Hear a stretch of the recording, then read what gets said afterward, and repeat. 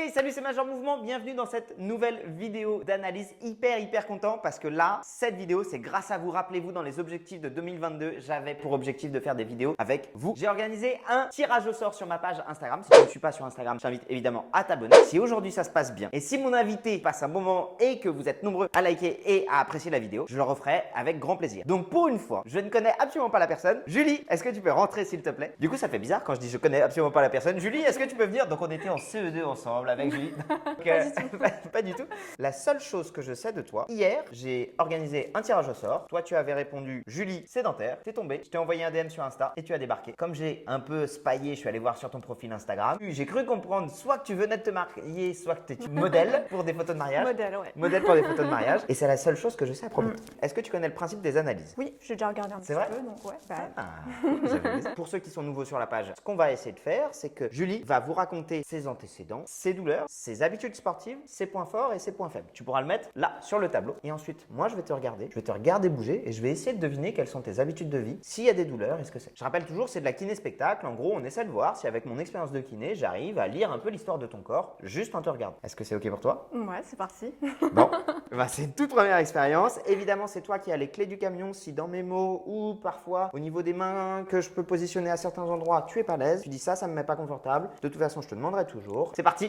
Donc moi, c'est Julie, j'ai 29 ans. J'ai fait beaucoup de sport avant. Il s'est passé certains événements, j'ai eu un accident et donc du coup, j'ai complètement arrêté le sport. Je suis devenue presque sédentaire. J'essaie d'en refaire un petit peu parce que voilà, ça fait toujours du bien. Donc, du coup, mon corps a beaucoup changé. Donc au niveau des douleurs, surtout cervicales, c'est très récurrent, même au repos ou en général à la fin d'une grosse journée, mais même au réveil, pendant la conduite par exemple. Les blessures, justement, ça vient d'un traumatisme crânien en 2019. Suite à ça, j'ai été beaucoup immobilisée, avoir du repos forcé, donc trauma crânien. J'ai reçu un coup sur la tête, même perte de connaissance, traumatisme crânien, fracture du crâne, et ça descend un petit peu même jusqu'aux épaules maintenant. C'est pas des douleurs, je sais pas si je peux le mettre là, c'est une gêne plutôt. Les plus, ça va vraiment être au niveau des cuisses. Avec les activités que je faisais avant, je faisais beaucoup de fitness en salle. J'ai fait un petit peu d'art martial. Pendant 3 ans, justement, j'ai arrêté pile à l'accident. Et les moins, justement, ça va vraiment être au niveau des épaules, des bras. J'ai pas du tout de force.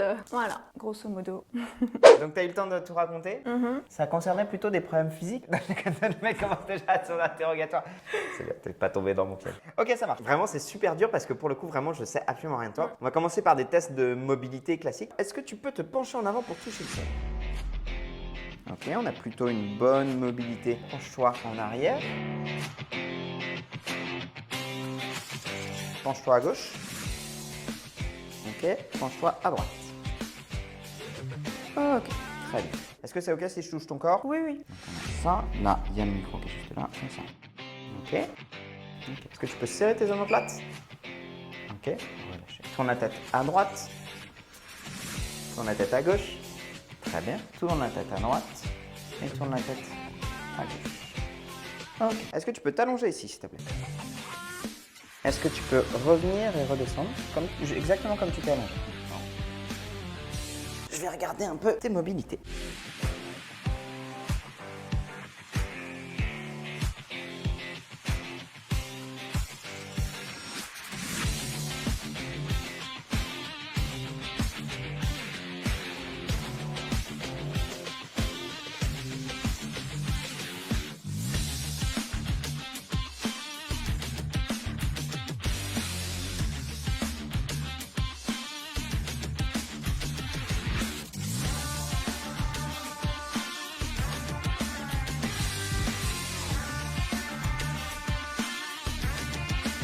Les deux bras le long du corps.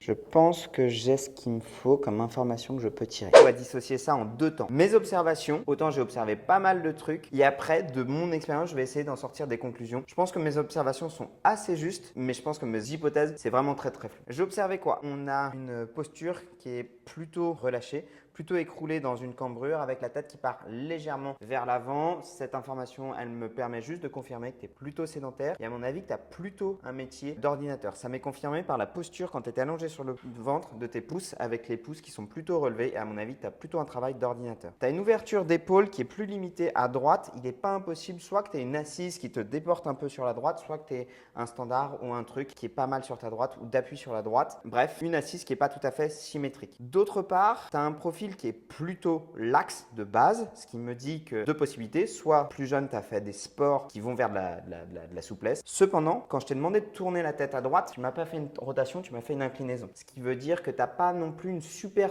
bonne proprioception. Donc à mon avis, tu n'as pas nécessairement dû faire beaucoup de sport enfant ou pas qui t'a appris un bon schéma moteur. Donc je pense que c'est plutôt une laxité qui serait innée. Et pour ça, je vais le confirmer. Si jamais je te demande de tendre les deux bras comme ça, à mon avis, tu dois avoir les deux coudes qui partent en arrière. Voilà. Un récuratum des deux coudes.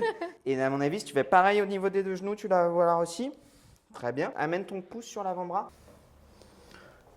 Là, on l'a. Donc, on a en effet le profil d'une personne laxe. Pas nécessairement sportive, pourtant, tu as des quadriceps qui sont plutôt développés. Donc, à mon avis, si tu dois faire un sport, ce serait plutôt de la course à pied. Mais comme ils sont plutôt développés sans notamment de tonus associé au niveau du corps, je pense que tu n'es pas super assidu. Et quand tu y vas plutôt pour te défoncer. Donc, pas forcément de manière très régulière, mais plutôt en mode je vais courir, je donne mon max, j'ai bien transpiré, je suis content d'avoir couru. Ça, je pars juste d'une hypothèse de j'ai des quadris qui sont bien musclés, mais le haut du corps qui n'est pas hyper tonique. Ensuite, au niveau des points douloureux, au niveau des cervicales, on avait des points de tension, notamment au niveau cervical gauche et quand je me rapproche de la mâchoire. On avait aussi des restrictions de mobilité au niveau de la charnière à droite qui correspond au côté droit qui avait une restriction de mobilité. Donc ça, c'est observation sur peut-être une sorte de névralgie cervico-brachiale et ou cervicalgie. Deuxième chose, au niveau thoracique, au niveau des rebonds, peu de mobilité au niveau thoracique. Après, je sais que je suis gêné parce que je suis sur le tapis, mais cependant, on avait une légère raideur aussi au niveau lombaire. Donc à mon avis, on doit avoir un spectre avec cervicalgie chronique et peut-être plutôt lombalgie chronique. À mon avis, ça a dû commencer au niveau des cervicales. Ça, j'en sais rien. Douleur cervicale, douleur lombaire occasionnelle, parfois douleur d'épaule. Incapable de savoir tes antécédents, incapable de savoir tes points forts, si ce n'est tes quadriceps sur de la course. Et c'est à peu près tout ce que j'ai trouvé.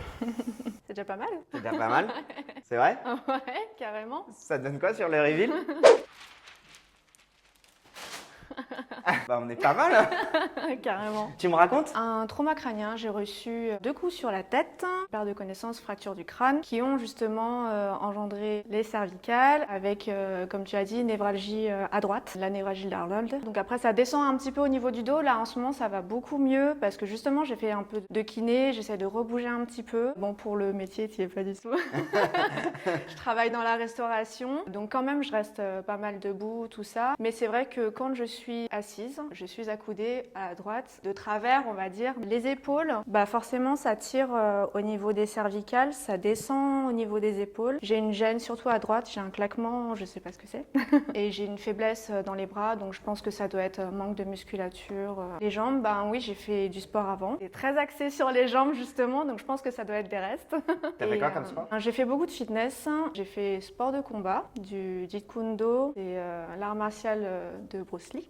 Mais j'en ai pas fait longtemps, j'en ai fait 2-3 ans et en fait je me suis arrêtée justement quand il s'est passé ce qui s'est passé. Depuis j'ai été immobilisée, j'ai pas réussi à reprendre, ce qui fait que je suis quand même un petit peu sédentaire maintenant. Les mains, les bras? Les bras, j'ai pas de force du tout. Même quand je faisais du sport, c'était quelque chose que je voulais travailler mais que c'était très difficile. Les douleurs pour le coup j'avais vu plutôt juste, Ouais. sur les blessures impossibles à voir. Ah ouais. Sur les jambes le point positif j'ai vu mais j'ai associé ça à la course à pied qui était plutôt en fait des antécédents de fitness sur les jambes, d'où le tonus au niveau des quadriceps. Et les bras, ça je l'ai pas vu parce que je l'ai pas testé. Pour la souplesse, j'entretiens justement en faisant des étirements un petit peu, surtout pour détendre les muscles à la fin de la journée pour me faire un peu de bien. Très cool, hyper intéressant. Tu me mettrais quelle note? Et surtout vous me mettriez quelle note sur ma capacité de mental kinésithérapie? Sur 20? On a sur 20? Sur 20? Ouais, 17, 18.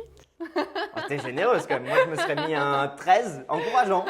Ce serait quoi tes objectifs? Soulager les cervicales, parce Ouais. que ça c'est un truc, ça m'handicape vraiment au quotidien, c'est très douloureux parfois, même en faisant rien, des fois à la conduite ou regarder la télé, enfin j'ai l'impression vraiment que soutenir ma tête en fait ça devient compliqué. C'est vraiment quelque chose que j'avais observé quand j'ai palpé tes cervicales, j'ai mis juste le doigt sur une transverse et vraiment je t'ai vu couiner. Des cervicalgies chroniques peuvent être le fruit à un moment donné de trauma. Statistiquement, c'est beaucoup plus des traumas type whiplash, moins sur des traumas traumas crâniens qui sont plus rares. Cependant, et c'est peut-être ça qu'on pourrait voir ensemble, j'ai une vidéo que je ferai bientôt avec un kiné qui est spécialisé des traumas crâniens et des conséquences, mais on va schématiser ça de la manière suivante et tu vas voir que ça peut répondre à tes objectifs. La base de ton crâne, on a les yeux. Le rôle numéro 1 des cervicales, c'est d'orienter le regard dans l'espace. Ce qui fait qu'une des raisons pour lesquelles tu peux avoir des douleurs, c'est soit quand tu as un gros travail oculomoteur, quand tu es sur la route, les contrôles en permanence ou devant un écran pendant longtemps, parce qu'en fait, au bout d'un moment, les muscles des yeux finissent par fatiguer et demandent une compensation au niveau des cervicales ou l'inverse. Donc c'est pour ça que le lien entre kiné et orthoptiste est très étroit pour les cervicalgies chroniques d'origine traumatique. Orthoptiste, je savais même pas que ça existait. C'est ceux qui s'occupent de la rééducation des yeux. Et en fait, parfois en faveur d'un déséquilibre, soit d'activation, soit musculaire, c'est plutôt eux qui sont spécialisés là-dedans, organisent une rééducation du travail oculomoteur qui permet de soulager les cervicales. Et souvent, on travaille main dans la main avec eux pour travailler ça. Nous, en kiné, ce qu'on va proposer, je vais te proposer cet exercice-là. Là, on a le plus d'évidence dans la littérature, c'est qu'on a des muscles profonds qui travaillent ici au niveau C0, C1. On a aussi des muscles plus globaux avec les scalènes, les scomes qui sont devant et les muscles fléchisseurs du cou. Et en fait, ce que j'explique souvent, et c'est pour ça que ça m'a intéressé, tu te rappelles un moment, je te l'ai fait faire 2 fois. Je t'ai demandé de te rallonger, j'ai regardé tes abdos. J'aurais dû regarder ta tête. Parce que tu m'as fait un truc comme ça, où en fait, pour ne pas engager ta tête, tu as tout pris au niveau des abdos. Normalement, quand les gens s'allongent, ils s'allongent en relâchant leur tête. Cependant, toi, pour protéger ta tête, tu as tout figé ici et tu étais uniquement en excentrique au niveau des abdos. Ça aurait dû me mettre sur la piste, je suis passé à côté. Donc l'exercice qu'on me propose, je mets mon doigt ici, je vais venir rentrer le menton, faire un exercice qu'on appelle de protraction cervicale. Tu vas imaginer que tu écrases, on peut le mettre avec une petite balle molle, de la texture quasiment d'une clémentine, pour venir écraser. Et en faisant ça, on va travailler les muscles profonds du cou, les muscles fléchisseurs et les muscles stabilisateurs du rachis cervical. Et en fait, il faut imaginer que les muscles antérieurs du cou, c'est l'équivalent des abdos des lombaires. Ils ont pour but de stabiliser. Et en faveur parfois de ce type de désactivation musculaire, on peut avoir des muscles trapèzes postérieurs qui envoient un message douloureux, soit à cause des yeux, soit à cause d'un déficit d'endurance ou de contrôle moteur des muscles antérieurs. Donc quand tes objectifs c'est je voudrais reprendre mais je sens que mes cervicales tiennent pas, l'erreur ce serait de ne pas renforcer les muscles antérieurs et postérieurs. En faisant du travail sur le long terme des muscles stabilisateurs des cervicales, on peut avoir une bonne amélioration. Pour ça, évidemment, consultez parce que c'est du cas par cas et notamment la quantification du stress mécanique, à savoir le nombre de reps, le nombre de temps, dépend de chaque patient, de leurs antécédents et ainsi de suite. Continue ton travail avec les kinés. Tu pourras proposer cet exercice-là. On peut mettre la main ici. Je voudrais que tu écrases ma main en rentrant le menton. Tu sens ici qu'il s'active? Oui. C'est pas très agréable. Tu vas me le maintenir 3 secondes et relâcher. Vas-y, recommence. Tu engages. Tu peux le sentir ici. Tu peux le sentir derrière. Là, elle ferait ces exercices. 3 à 6 secondes de contraction, 6 répétitions, 4 séries. Un bon marqueur de ça, c'est que par exemple, si je te demande, comme tout à l'heure, de te redresser, est-ce que ça te fait mal au cervical? C'est pareil, c'est le fait de tenir la tête, en fait, de maintenir la tête, surtout à ce niveau-là. Ouais. Donc ça, c'est un signe que j'avais évoqué tout à l'heure. En fait, les personnes qui souffrent de cervicalgie chronique, ils ont des difficultés à engager leurs muscles et le moindre contraction, ne serait-ce que de porter leur tête, est douloureux. D'où l'intérêt de faire du renforcement pour 2 raisons. Désensibiliser la région neuromusculaire, évidemment, et en même temps, regagner en capacité. Merci beaucoup. Dites-moi si vous avez trouvé ça intéressant. Julie, est-ce que tu as trouvé intéressant? Ouais. Ça permet toujours d'en apprendre plus sur soi, parce que c'est compliqué aussi de bien schématiser vraiment ses douleurs, les positionner et les solutionner surtout. C'est toujours cool. Évidemment, si c'est quelque chose qui vous a plu, dites-le moi en commentaire. Si vous voulez que de nouveau j'organise des sessions de tournage avec des abonnés, ça se passera principalement sur Insta. Je vous préviendrai évidemment sur YouTube le jour et l'heure où ça se passe pour que vous soyez présents. T'as eu des cookies aussi, t'étais contente? J'ai pas encore goûté, mais ils ont l'air très appétissants. Julie, merci beaucoup. Merci à toi. À bientôt. Ciao.